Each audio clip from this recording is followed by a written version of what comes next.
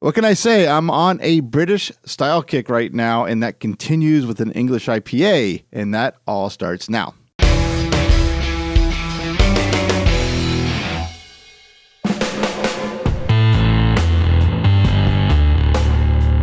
Welcome to Big Monster Brewing, the Anvil Foundry edition. I am Matt, and today I'm going to be making an English IPA. But before we get to that, if you haven't already, please consider subscribing, hitting that notification bell, like, share, and comment. I think that's it. I think I covered all the bases this time. This is the third British style video I've made in a row. And I'm also going to tell you right now, it's not the last British beer style that's in the pipeline in my recordings. But this particular one, it's an English IPA. An English IPA, kind of the baseline, I look at it as it's everything you love in an American IPA, but toned down, and when done right, a very enjoyable beer to drink. This isn't the first English IPA I've made, but it is the first time I'm making this particular recipe that I wrote up. Much like every IPA, you can play with the flavor and aroma profiles through the hops. It's a very hop-forward beer, although, like I said, a little toned down than what you might be used to from the American style. And for this one, I'm going with two truly classic, traditional British hops to kind of see what, I'm not going to say the original IPA, but what like a kind of a baseline English IPA with the most common, traditional, not sure what word I'm looking for, ingredients, to see what that beer comes out like. But I can't make anything until we actually talk about the recipe. And that all starts with a big base of British pale malt, Maris Otter specifically at 92%. Then we add in some British specialty malts of Crystal 5060L at 4%, Crystal 7080L at 3%, and then finally that last 1% is going to be made up with Caramel 120L. I'm brewing a 2.5 gallon batch on the 6.5 gallon foundry, and I start by setting my mash temperature to 152 degrees. After that, I get the water recirculating, and once it's up to temperature, I mash in. Once the mash is good and stirred, I reduce that power on the heating elements to 80%, set up the recirculation gear, and start the recirculation for this mash. I'm going to let this mash rest and recirculate for a full 60 minutes, so I've got plenty of time to get my boil additions ready now. For the hops, I'm going to start with 40 IBUs of Magnum specifically for bittering at 60 minutes. Now for the rest of this beer, I'm going with those traditional British hops that I talked about, and I'm going to add 6 IBUs of Fugels and 5 IBUs of East Kent Goldings at 10 minutes. Then for the last boil addition, that's going to be 0.6 ounces of Fugels at flame out. And then I have my usual boil additions of yeast nutrients at 10 minutes and Whirlfloc at 2 minutes. There's one more hop addition that's going to be added to this beer, and that is going to be 0.6 ounces of Fugels for a dry hop for 4 days after high Krausen finally settles.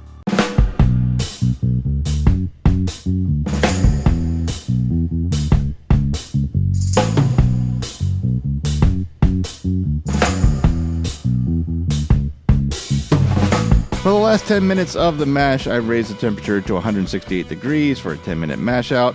And after that, I lift out the malt pipe to let it drain and begin to sparge with 1 gallon of 170 degree-ish water. And while that drains, I put the foundry into boil mode. And it's at this point of the brew day that the beer now gets its name.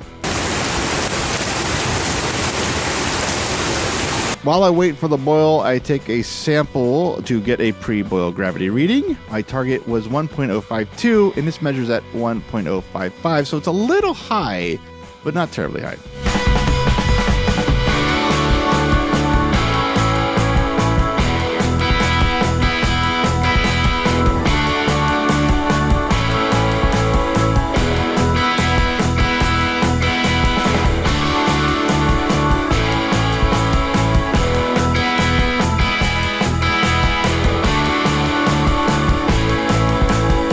After the 1 hour boil, I chill the wort down below 90 degrees, transfer it to a 3-gallon carboy, cover it up, and get it into the fermentation fridge to get it to my 64 degree desired pitching temperature. I take a starting gravity sample from what's left in the foundry, My target floor starting gravity is 1.061, and it came in at 1.064. Again, just a touch high, but I'm good with that number.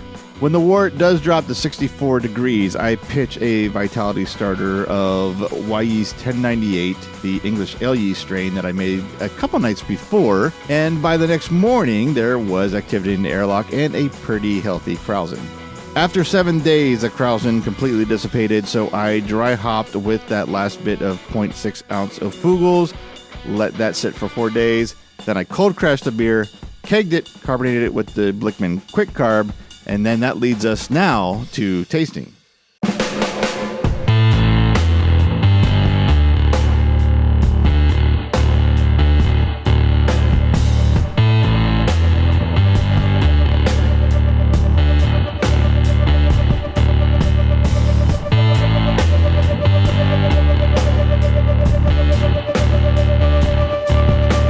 It is tasting time for the English IPA, and I just poured it directly from the keg, as you saw in the short little clips leading up to this. Here it is. I did top it off a little to be able to take a better look at the head. You can probably see it's a little fuller than it was, where the, I don't know what you would call it, the hero shot of it is, or was, or taken. But anyway, let's forget about the filming part of it. Let's talk about the beer. First thing I am going to say is it is cloudier than I expected. And even with using some biofine, it just, the proteins or maybe the yeast or hop matter, maybe a little bit of all that, just didn't drop out, which is okay. I mean, I looked at the style guidelines. It says unfiltered versions may be hazy. And so I guess as far as that goes, it's okay. But I did, the reason I'm mentioning it is because I did try to clear it up, and it just did not work. Sometimes that happens. I'd say like 1 out of every 10 beers, where the tried and true, whatever I do to clear it up just does not take. So we'll see.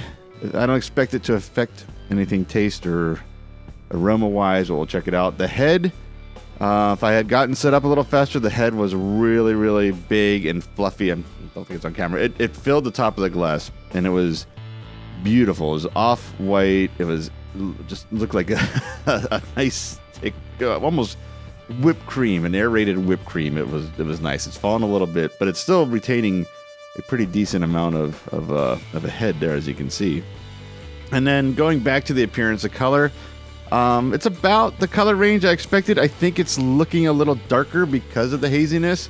I think it'd be a little lighter amber if it were clear, which was what I was going for. So it's hazier and darker, which I think, again, is part of the haziness than I'd like, but it's a start. So let's get to the parts that actually make us enjoy the beer. How does it smell and how does it taste? So right off the bat, there is it's almost like a even mixture of a little bit of the sweet malt. Sorry, could not get that word out. The sweet malt, the caramels that we use in this are coming through more than any breadiness or anything else. In fact, I'm getting no breadiness or graininess from the base malt. It's just all the caramel sweet. And that's matched up with a bit of a earthy, almost citrusy hop aroma. Not a straight up that like punch you in the face hop. It's more the more subtle characteristics, not the underlying hop. It's the in this case, I'm getting a little bit of citrusy, a little bit of earthy coming up to like a wild grass. And then on top of that, I'm definitely getting some of the fruity esters from the English yeast strain that I used. Stone fruit maybe a little bit of pear. It's about the best I can describe without really taking a lot of your time and getting to that. So let's get to the taste. Let's see how all that translates into the taste of the beer.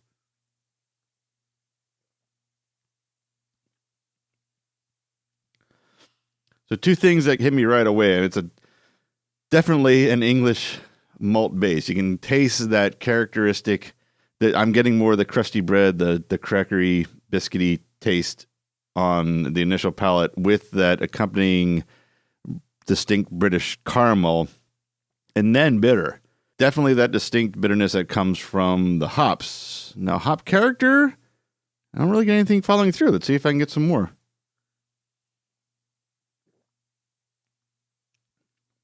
I am getting a little bit of kind of the things I was mentioning before, a little bit of a citrus, that kind of earthy grassiness, not fresh cut grass like a wild grass-ish taste, but I'm really looking for it. It's not coming out as strong as I would expect it with an IPA.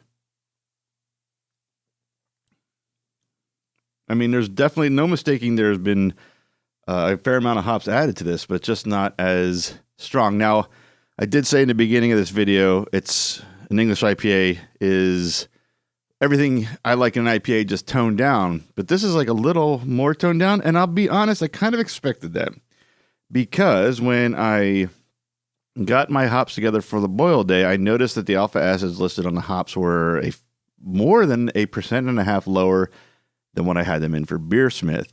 So they weren't as strong as I expected. I did increase them a little bit, but not a lot. I didn't go back. What I should have done is updated Beersmith with the correct alpha acids and then get the numbers I wanted. I didn't. I winged it, and I think I winged it too short. Even with adding more of a weaker hop, I'm not entirely sure I would be able to get the flavor I wanted anyway because of the low alpha acids. I'm not sure about that. I'm not a hop expert by any means. I just kind of, from experience, I think that might be what happened. So that's not a real big surprise. So that gives me an opportunity to try again, which I'm going to do, actually. Oddly enough, I have the next version in front of me. That was unplanned. I just happened to print it out and get it ready for this week. And I have some ideas on hop changes, and I'm going to pull back the caramel a little bit in the base malt. It's not sickeningly sweet. It's not cloyingly sweet. It's not super sweet, whichever one of those you want to use. But I would like the malt base to be distinctively British without being the showcase. And in this, it's kind of the showcase.